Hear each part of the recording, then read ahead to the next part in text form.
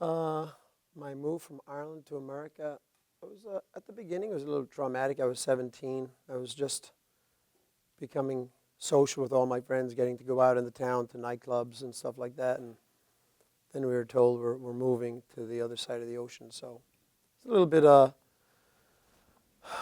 intimidating, but 30 years later, I realized my parents kind of moved here to create a better life for my siblings and I, which we like to think we've managed to do to make them proud of us.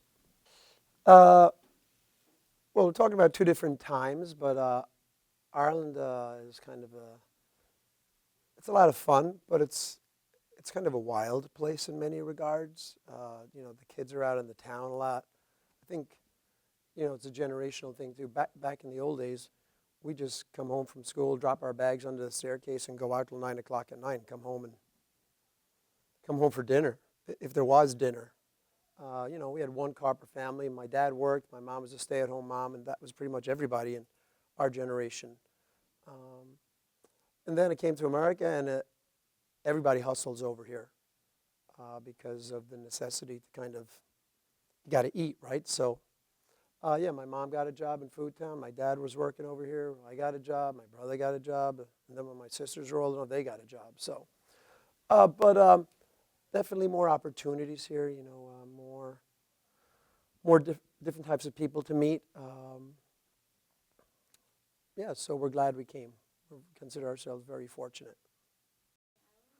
I did play soccer when I was in Ireland. I was on the C team when I was little because I was so tiny and small. And then as I got older, I got on the B team.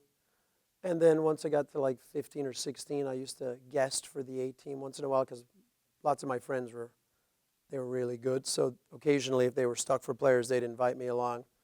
So I got to be part of that. I guess my best memory is the I think it was in the U12B final, and we entered the cup competition against all the A teams. We actually won it, and I think I scored that day. So there you go. All the time, time management. Just it's a busy life, especially. We start in the summertime. Usually we're doing at least 10 summer sessions, summer tournaments. Then September comes along, and the first 2 weeks of school are always hectic and, demanding with getting rosters done and paperwork and schedules and tryouts, and at the same time trying to enjoy what's left of summer. You always know as a teacher you're winding down the last few days of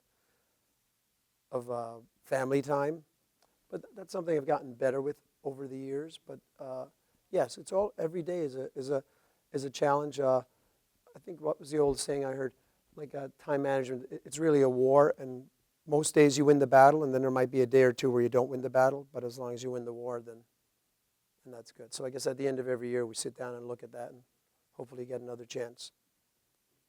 Well, that is an easy one. I actually played for Madison Central back in the old days when I came to America in 1990, and then 3 years ago we managed to win the county cup.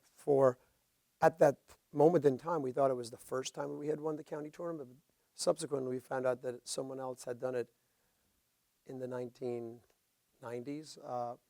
But yeah, a couple of years ago, we had some exceptional players. We had a great senior class and some wonderful coaches, and just managed to win by a small margin. But that surely goes down as the highlight. Just the crowd invaded the field, bringing like hundreds of people up to Edison to watch, and then getting the right result was just a moment that can never be replaced.